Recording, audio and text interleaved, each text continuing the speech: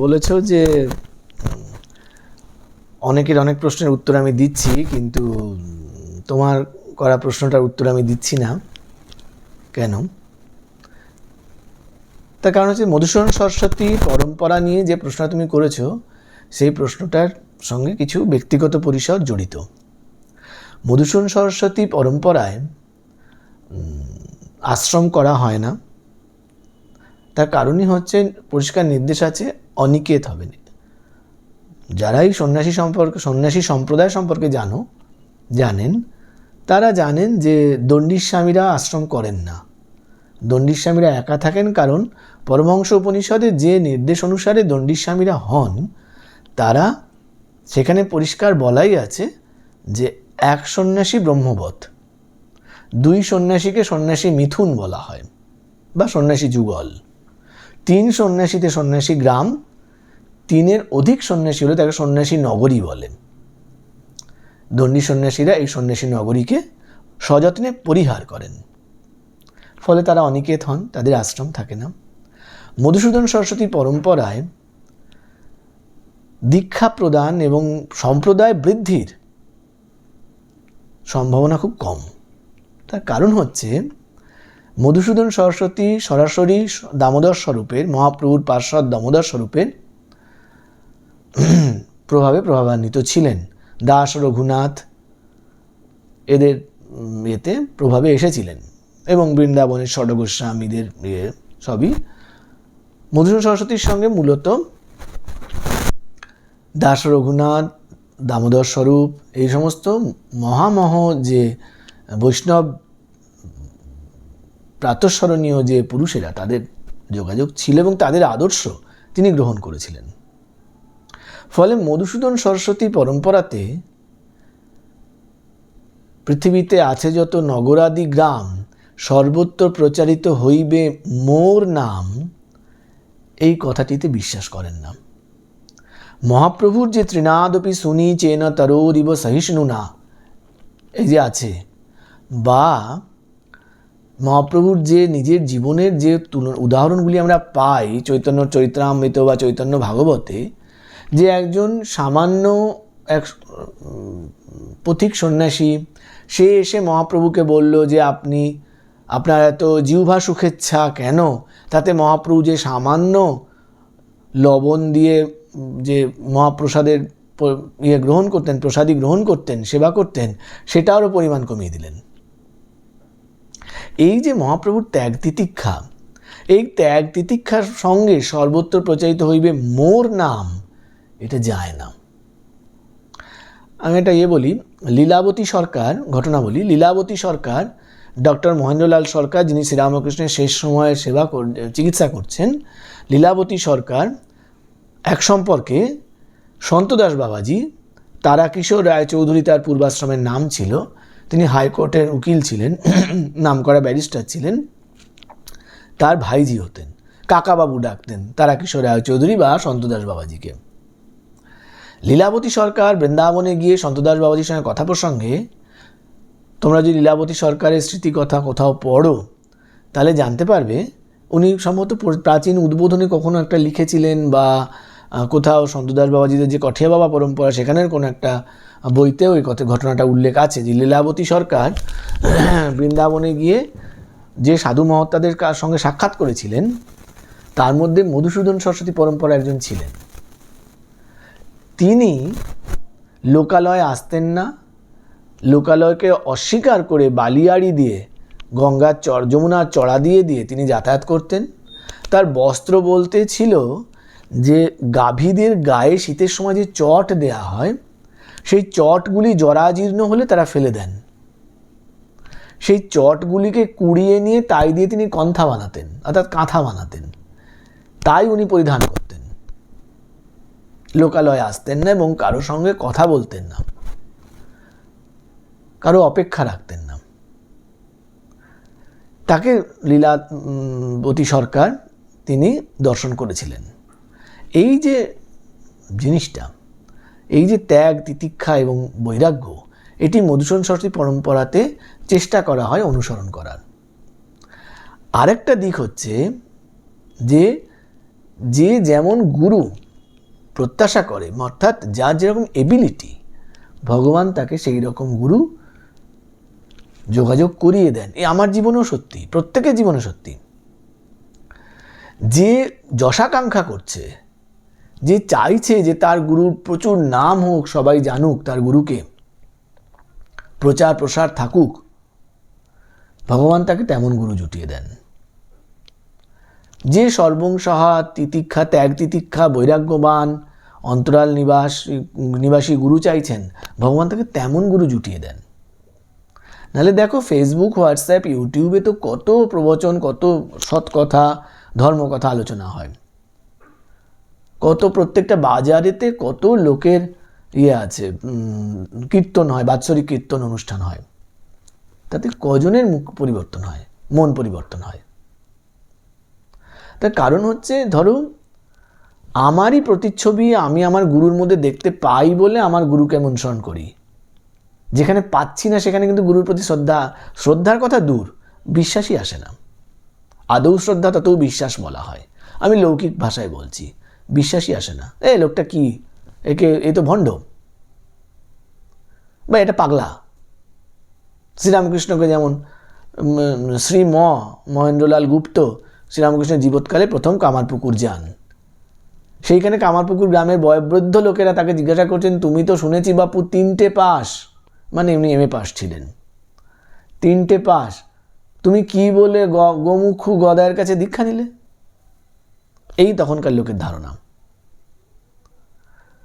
তো আমি বলছি যে যেমন মানুষ, তার মানসিক গঠন এবং সংস্কার, সেই অনুসারে ভগবান তাদের গুরু জুটিয়ে দেন। মধুসূদন সরস্বতী পরম্পরা যে কঠিন সংস্কার এবং নিয়ম নীতি নিষ্ঠা,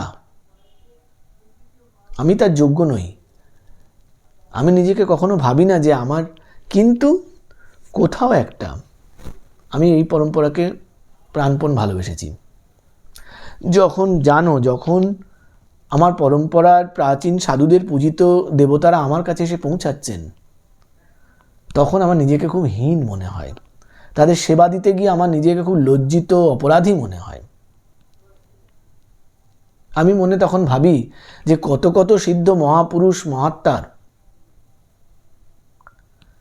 সেবা পেয়ে এসেছেন এই ভগবান, আমার যোগ্যতা কি আমি তাদের সেবা দিই? সেইটা আমার একটা বিরাট আক্ষেপ যে ভগবান, এটা তোমরা সকলেই জানো যে এটা আমার একটা জীবনের বিরাট আক্ষেপ, ভগবান ছাগল দিয়ে নামতা পড়ানোর চেষ্টা করছেন। কেন করছেন আমি জানি না, কিন্তু করছেন। জানো গরুর গোবিন্দজি মন্দির বৃন্দাবনে অতি প্রাচীন মন্দির, এবং তোমরা অনেকেই অভিজ্ঞতা সম্পন্ন আছো আমার সঙ্গে যখন গিয়েছো, যে তুমি নেই, আরও কেউ আছে যারা এই অভিজ্ঞতা আমার সঙ্গে থেকে পেয়েছে, যে গরুর গোবিন্দজি মন্দিরে সাধারণ যারা পুরোহিত আছেন বা পূজারী আছেন বা সেবক আছেন, তারা আমাকেও চেনেনও না, কিন্তু সবার মাথার উপরে যিনি আছেন তিনি, আমি গিয়ে তার দরজায়, আমি তো সামান্য ভিখারি, আগেও কত জন্ম আমি ভিখারি হয়ে বলেওছি, তার দরজায় গান গেয়ে কাটিয়েছি, তিনি খুশি হন এবং সেই আনন্দটা তিনি বহিঃপ্রকাশ করেন স্থূলভাবে। মনের ভুল নয়, অনেকেই জানে, বহু জায়গায় আছে। যেমন ধরো নিরলে অট্টহাসে আছে, গিয়ে দেখেছো তোমরা আমার সঙ্গে, যেমন আকালিপুরে আছে, তোমরা দেখেছো, সেখানেও আমাকে যেভাবে অভ্যর্থনা জানায় মনুষ্যেতর প্রাণীরা, এ তো আমার যোগ্যতার অনুসারে নয়। ভৈরবেরা যেভাবে আমাকে অনুব্রজন করে নিয়ে যান, এ তো আমার গুণ নয়, আমার যোগ্যতাই নেই। এটুকু ভেবেই কেবলমাত্র আমি সান্ত্বনা পাই যে শবরীর, জানো শবরীর গল্প আমার খুব প্রিয়, গুহকের গল্প আমার খুব প্রিয়, রামায়ণ আমার এত প্রিয়, তার একটা, অনেক কারণের মধ্যে একটা হচ্ছে দাস্যভাবের, দিন অকিঞ্চন ভাবের সেবার অসাধারণ সব উদাহরণ রামায়ণে আছে। নিজেকে বিলীন করে দেওয়া, দাস হিসেবে ভগবানের সেবা, আমি কেউ নই, কিছু নই, এইভাবে সেবা, রামায়ণে যেমন আছে সেরকম সম্ভবত আর কোথাও নেই। সেইখানেতে আমি ওই শবরীর প্রতীক্ষা, শবরীর যে উচ্ছিষ্ট ভক্ষণ করানো ঠাকুরকে, ভগবানকে, আমি শুধু সেইটুকু জানি যে শবরীর কিছু যোগ্যতা ছিল, বাকি যোগ্যতা, তার অক্ষমতা ভগবান নিজে কৃপা দিয়ে পূরণ করে নেন। কাজে আমি কারো গুরু নই। এখান থেকে যারা মন্ত্র নিয়েছে তারা জানো যে তারা যখন আবার দ্বিতীয়বার কোথাও নিতে যায়, আমি সহোৎসাহে তাদেরকে এগিয়ে দিই। তার কারণ হচ্ছে আমি জানি যে এখান থেকে নিয়েছে এবং যার বিশ্বাস হয়নি সে আরও 10 জায়গার থেকে নিলেও তার বিশ্বাস হবে না। ওই যে বললাম, যার যেমন মন মানসিকতা, যেমন মানসিক গঠন, যেমন তার সংস্কার, সে সেরকম গুরু ভগবান তাকে এগিয়ে দেন, গুরুর কাছে পৌঁছে দেন। কারণ ভগবান স্বয়ং তো গুরু হয়ে আসছেন। যেমন গুরু, স্বামী বিবেকানন্দের খুব সুন্দর কথা আছে, অনেক জায়গায় উদাহরণ দিচ্ছেন। শ্রীরামকৃষ্ণ বলছেন, মাতালে মাতাল খুঁজে নেয়, গেঁজেলে গেঁজেল খুঁজে নেয়। আমরা বিষয়ী মানুষ, আমরা ওই জন্যে এমন গুরু খুঁজি যিনি আশ্রম করছেন, দীক্ষা দিচ্ছেন, প্রচারে যাচ্ছেন, গাড়ি আছে, বিশাল 3 তলা আশ্রম আছে যেখানে তার বিরাট প্রতিপত্তি আছে, বিভিন্ন জায়গায় আমি ঘুরতে গেলে সুবিধা পাবো, এরকম গুরু আমরা খুঁজি। সেই যোগ্যতা তো আমার নেই। কাজেই নেই বলেই আমার প্রার্থনাও নেই সেই যোগ্যতা পাওয়ার। আমি যেভাবে আছি সেইভাবেই আমি এই পরম্পরার যেটুকু আমার দ্বারা সম্ভব, আমি জানো বহুদিন বলেছি যে আমাদের আদর্শকে যদি 100 ধরায়, ফুল মার্কস 100 যদি ধরা হয়, আমি যেহেতু পড়িয়েছি, শিক্ষকতা করেছি, এখানে বলছি ফুল মার্কস যদি 100 ধরা হয় এবং 40 যদি পাস মার্কস হয়, আমি কোনোদিন 18-20 বেশি পাবো না, পাসই করতে পারবো না। এটুকু আমি জানি। নিজের ক্ষমতা এবং সীমাবদ্ধতা আমাদের খুব পরিষ্কার ধারণা থাকা উচিত। সেই নিয়ে আমি দ্বিধান্বিতও নই, আক্ষেপও করি না। আমার আক্ষেপ অন্য জায়গায়। যিনি দয়া করে আমার কাছে এসছেন শ্রীমূর্তি ধারণ করে, তিনি দুর্গা মূর্তিতে হন, বিষ্ণু মূর্তিতে হন, যা অঘ্রাণ মাস জুড়ে বিষ্ণুকে আমি ভগবান সূর্যনারায়ণ হিসেবে উপাসনা করি, কৃষ্ণ মূর্তিতে হন, শ্রীরামের মূর্তিতে হন, কালী মূর্তিতে হন, যে মূর্তিতে হন না কেন, তাদের সেবা দেওয়ার যোগ্যতা আমার নেই। তারা নিজ গুণে আমার সেবাটাকে, ত্রুটিটাকে ক্ষমা করে দিচ্ছেন। এইখানেই আমার শক্তি, আমার বল, আমার ক্ষমতায় নয়। খুব সুন্দর রবীন্দ্রনাথের কণিকার কবিতা দিয়ে আমি শেষ করছি, অনেক বড় হয়ে গেল। কে লইবে মোর কার্য কহে সন্ধ্যা রবি, শুনিয়া জগৎ রহে নিরুত্তর ছবি। মাটির প্রদীপ ছিল সে কহিল আমি, স্বামী আমার যেটুকু সাধ্য তা করিব আমি। মাটির প্রদীপ ছিল সে কহিল স্বামী আমার যেটুকু সাধ্য তা করিব আমি। সূর্যের সঙ্গে মাটির ওই ক্ষীণ একটা প্রদীপের কোনো তুলনাই আসে না।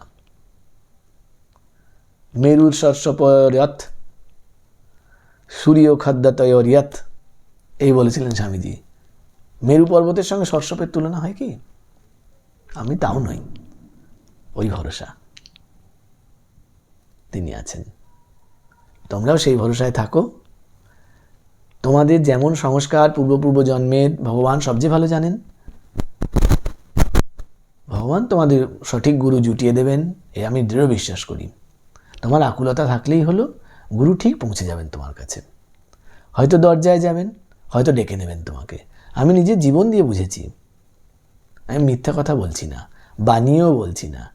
যারা আমার নিজের দীক্ষার ঘটনাগুলো জানো তারা জানো, এবং সেই বুঝতে আমার সারা জীবন লেগেছে যে গুরু কৃপা কী জিনিস। আমি ভগবানের কাছে প্রার্থনা করি তোমাদের সকলেরই গুরু লাভ হোক, গুরু কৃপা লাভ হোক, ইষ্টের কৃপা লাভ হোক।